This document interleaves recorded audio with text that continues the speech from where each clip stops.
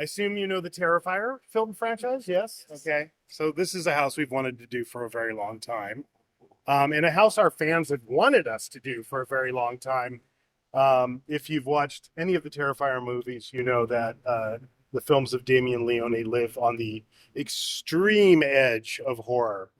Um, but when we met with Damien and kind of started doing brainstorming about what we wanted this house to be, creatively, myself and my colleagues in Orlando, we wanted to set it at Funhouse. And that's from Terrifier 2, because we just thought that was the perfect setting for a haunted house.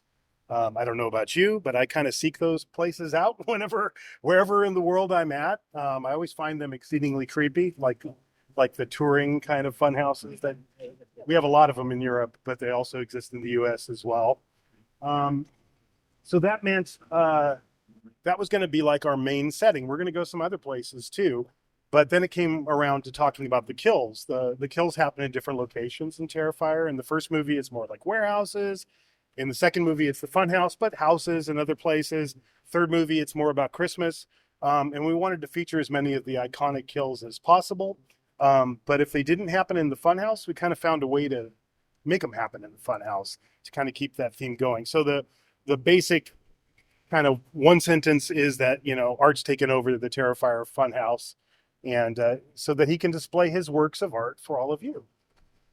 The other thing, and I talked about this at Midsummer Scream a bit, is as far as the art performers, there are the performers that are in the haunted house, but then we were going to create a troupe of arts that were going to get special training and would be deployed in unique and unusual ways throughout the theme park. So one of those is specific to the house.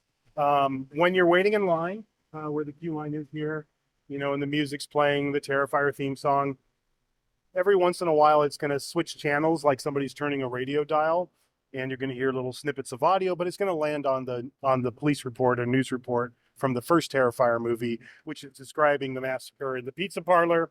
And the authorities, somebody has spotted a tall, thin man in a black and white clown costume carrying a black plastic bag. And as the reporter is saying that, you're going to see Art materialize where the devil head is, exactly as described. And then he's going to open that gate and he's going to come out and he's going to start messing with you. So we've put all of these performers through our own version of mime school, basically. But there's one art that's dedicated just to the facade. There's a gate, you can see it on the far right corner, so that he can interact with the people entering the house, but he can also go out into the queue line. So he can take out his clown horn and just pick a person and over and over and over again. And all of this is just to play off the character of Art. Because I think in the world of horror, he's the new face of horror. I think he is the equivalent of what Freddy, Jason, Leatherface, Michael Myers were back in the 70s and 80s.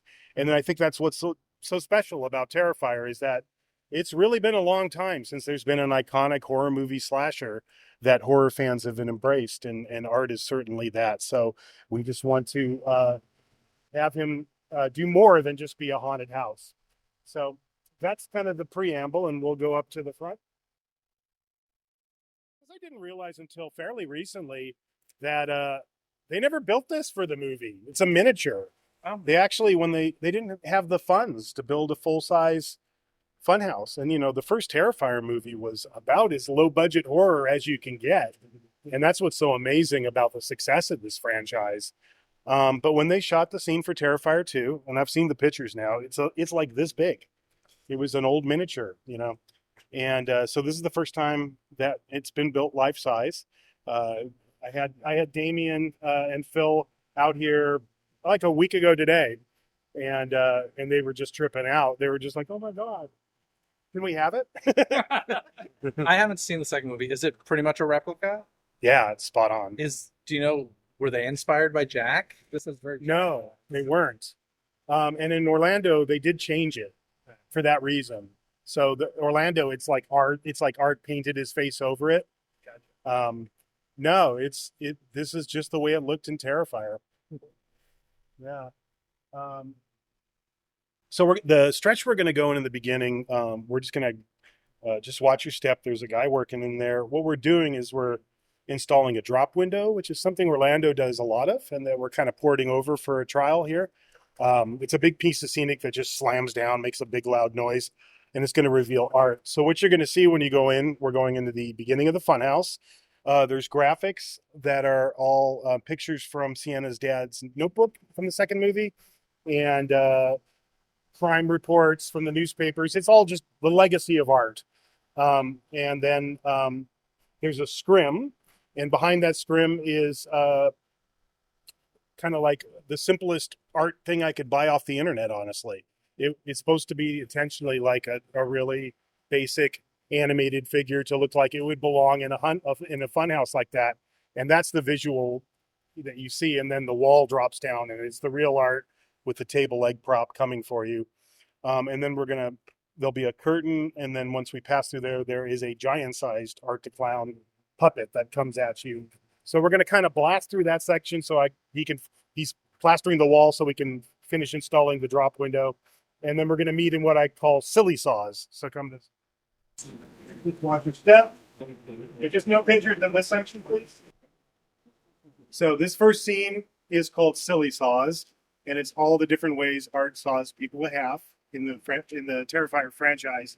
And then there's Easter eggs to other kills. You'll see Tara behind you holding the circus sign. Art would be where I am. He would fire up this table saw, and he'd push his little clown friend through it, and then the body splays open, and then you get showered with blood. Yeah.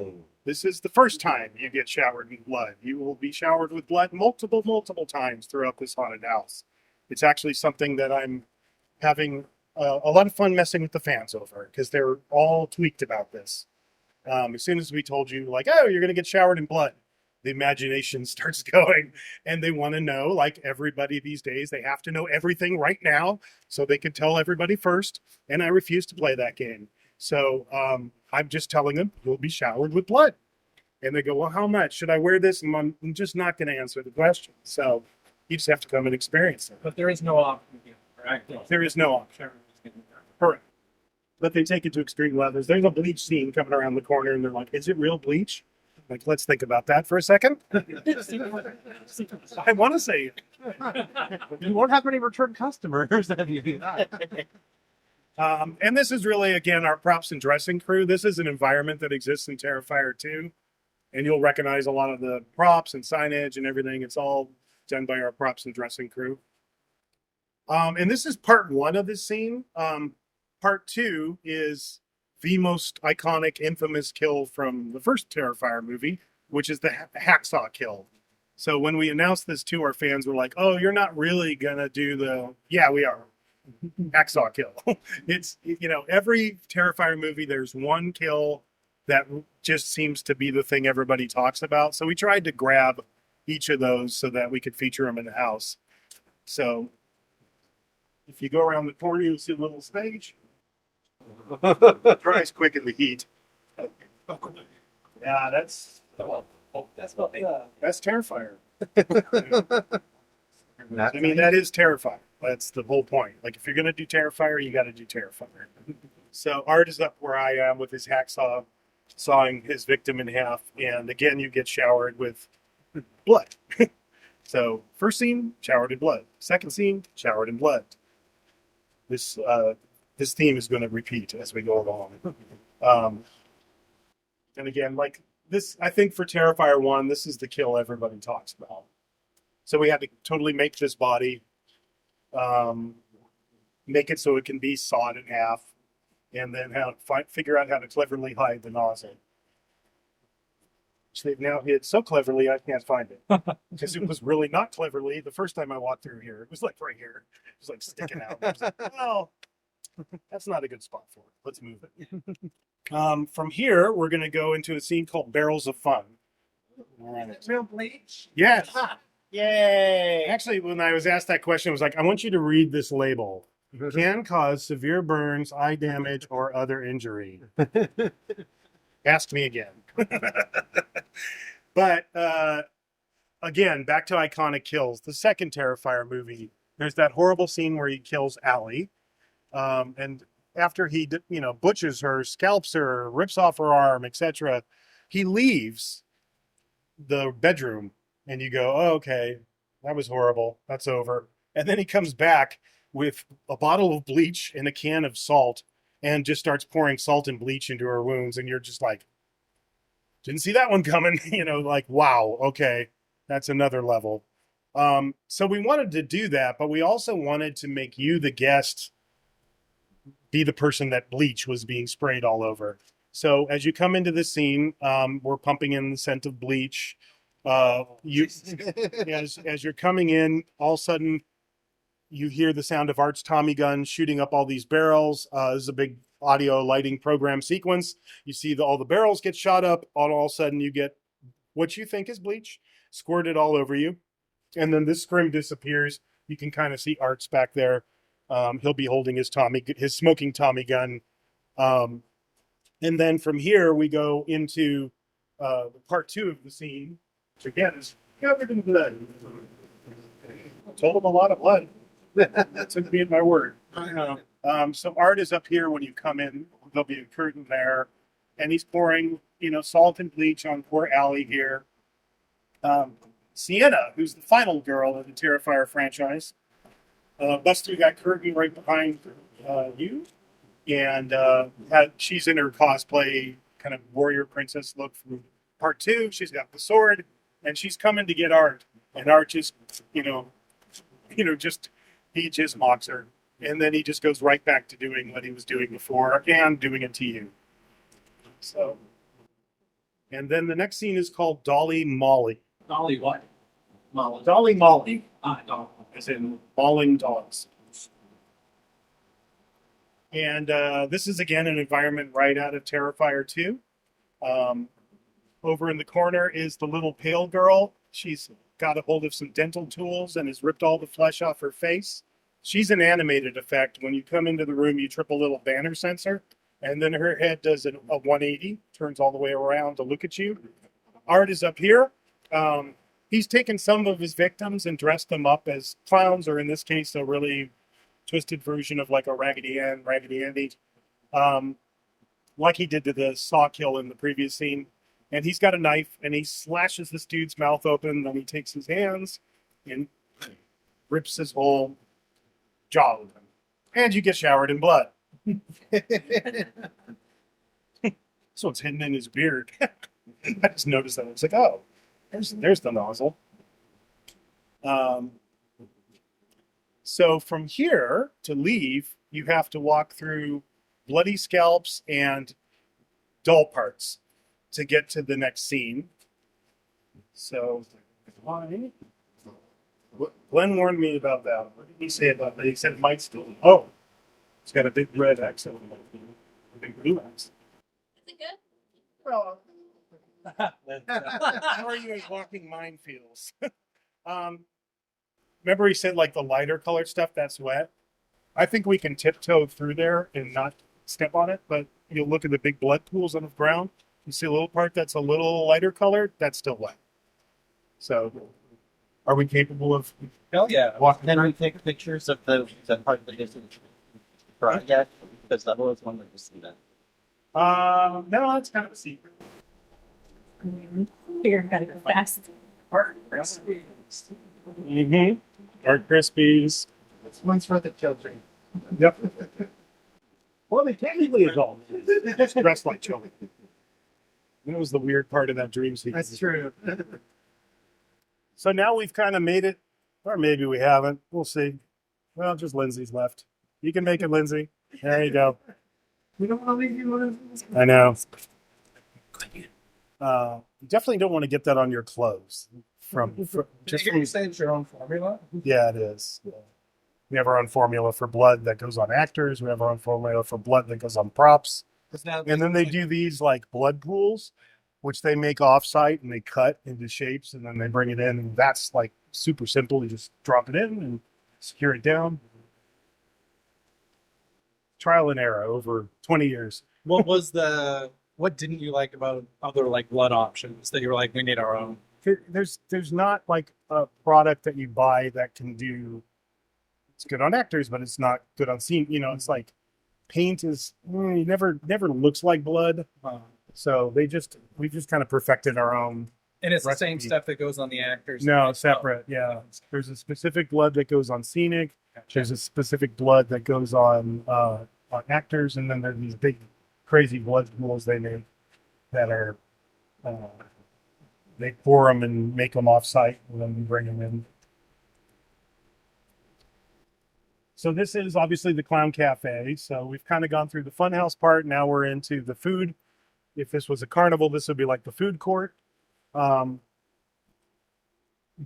banjo playing singer has been torched by Art and is smoldering away on the ground.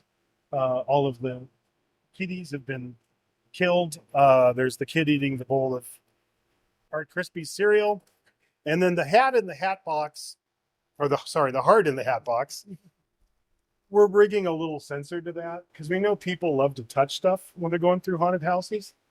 So if they try to touch it, they'll get showered in blood.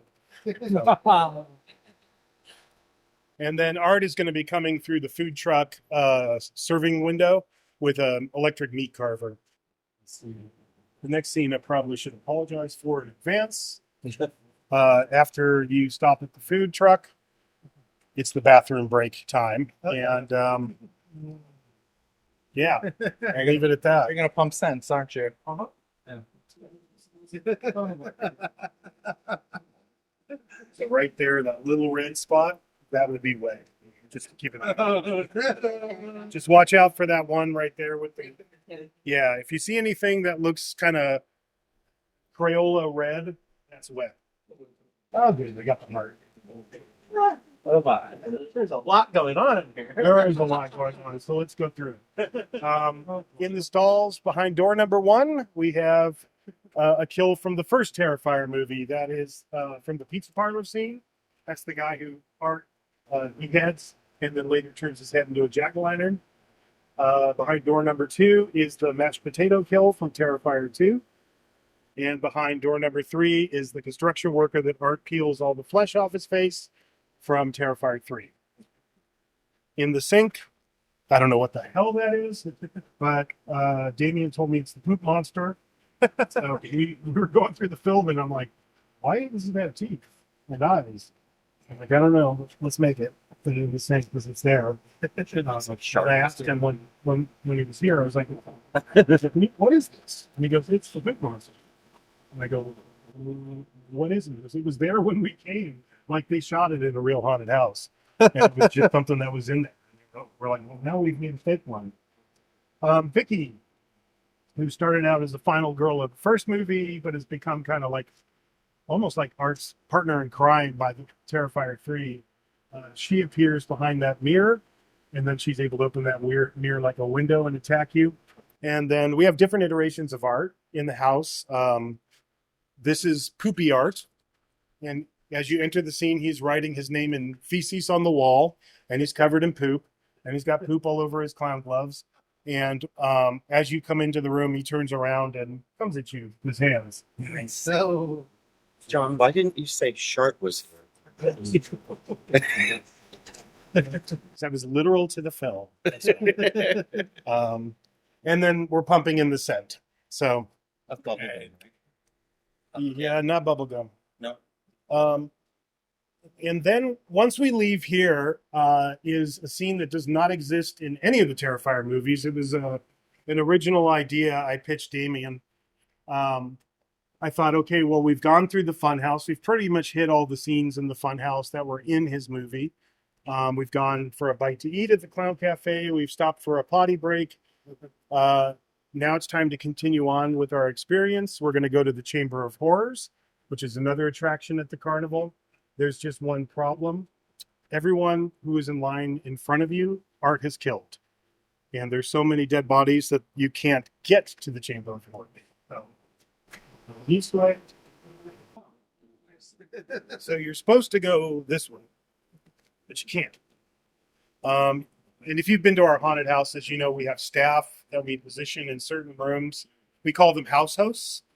Typically, they'll wear like a black Halloween robe and a hood, and then they have a big LED flashlight. And their purpose is if somebody doesn't know which way to go, they're kind of there to go, it's that way, and keep the house flowing.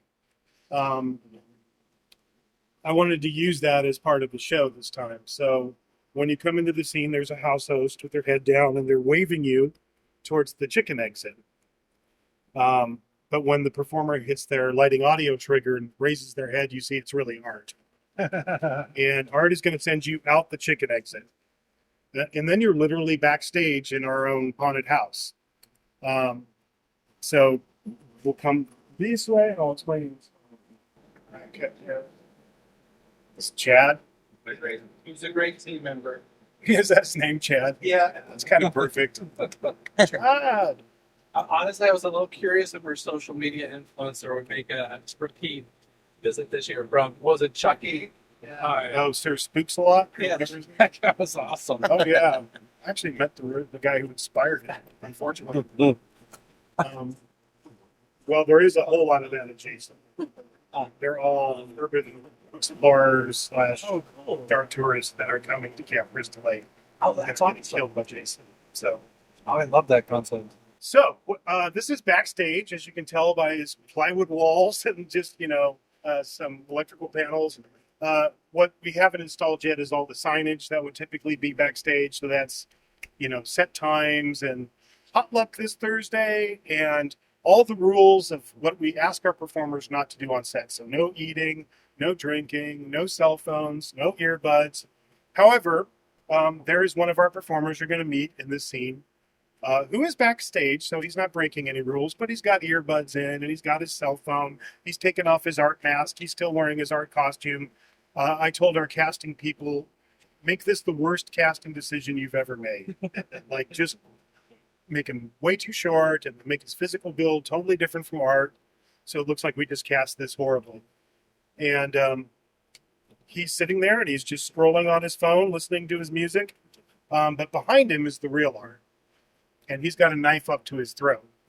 However, this dude just thinks it's his fellow cast member trying to mess with him. So as you come in, he's going to be lip syncing the track and he's going to be like, dude, how many times do I have to tell you? Don't try to scare me when I'm on my break. And then he notices there's all these people walking backstage and he's like, hey, you guys aren't supposed to be. And before he can say anything, Art slashes his throat from ear to ear and you get showered in blood. So just a fun new little twist. And then we go to Christmas.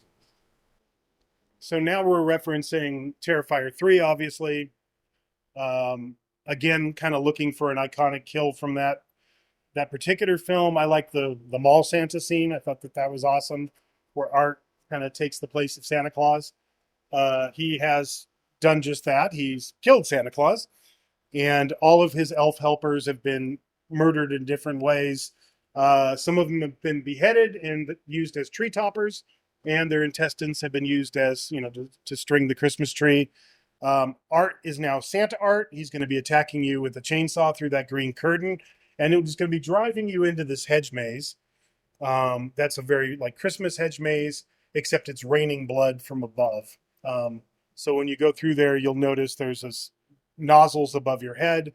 You'll also notice the flooring changes so that we can get all the water out of there.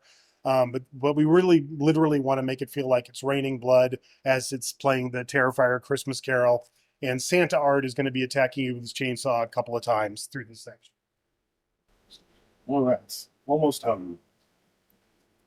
We're doing 2 with you guys tonight?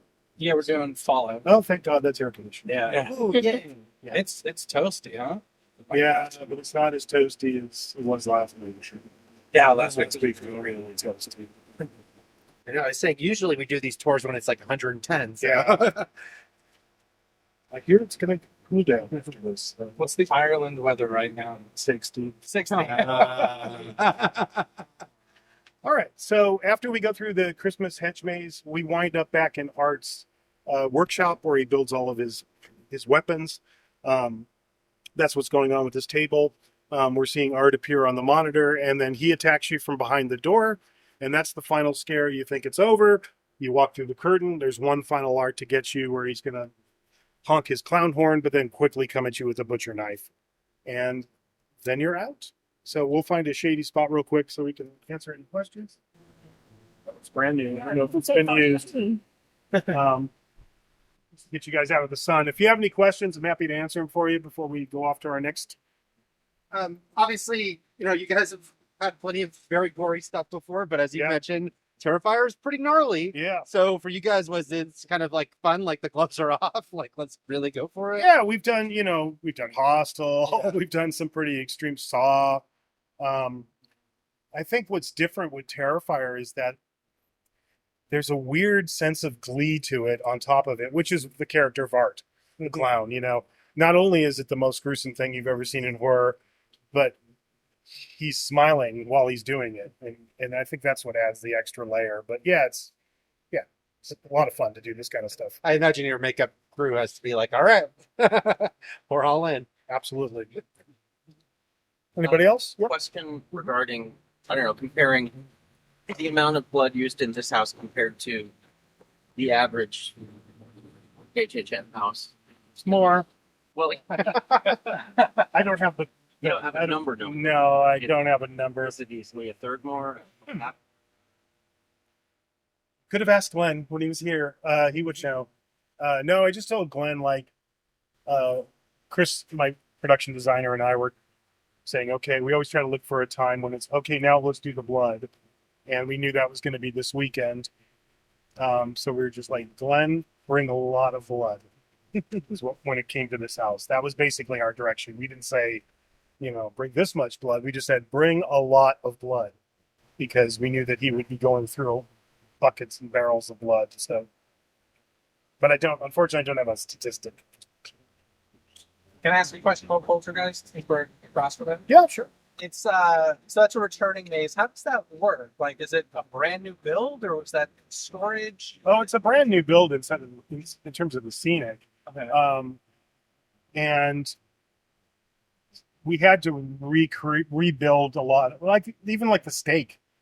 We were like, have to rebuild the steak, the meat that crawls across the counter. Yeah.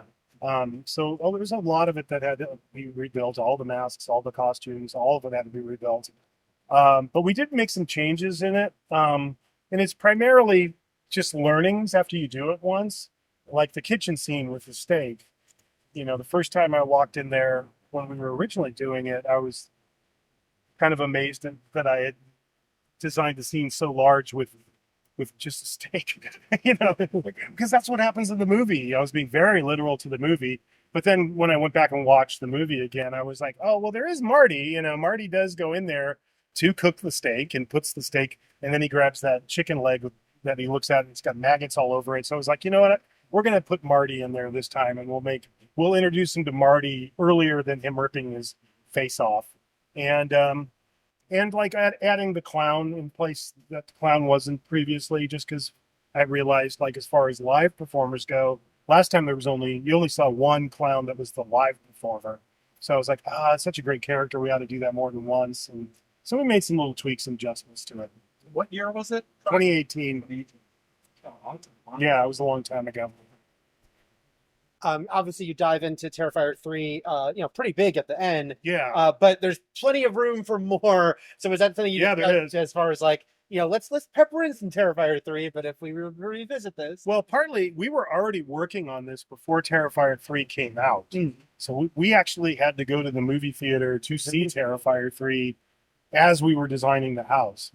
We knew we wanted to include it, but it didn't open until Christmas, roughly December. And I start physically writing houses for the next year, like before the end of September. So I was already working on Terrifier. So, but yes, there is so much from this franchise that you could easily do more with it. Mm-hmm. I was, Damien was down here. I was like, so how's that next script coming? You just want to,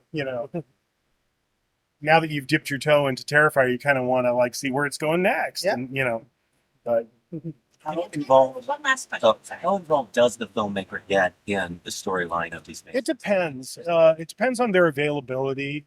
In the case of Damien, we did a big meeting download session with him.